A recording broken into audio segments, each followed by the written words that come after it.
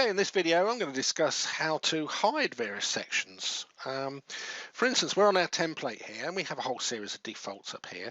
We don't want our users to possibly see those. How can we hide them? Well, we could just right click after dragging over them. Hang on, let's just do that again.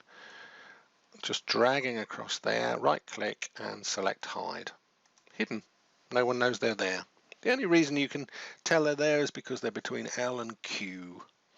But it's quite difficult now to alter and modify those values. There are other ways, like for instance, if I scroll up there, select that region there, if I go to data, you see I've got grouping here. If I select group,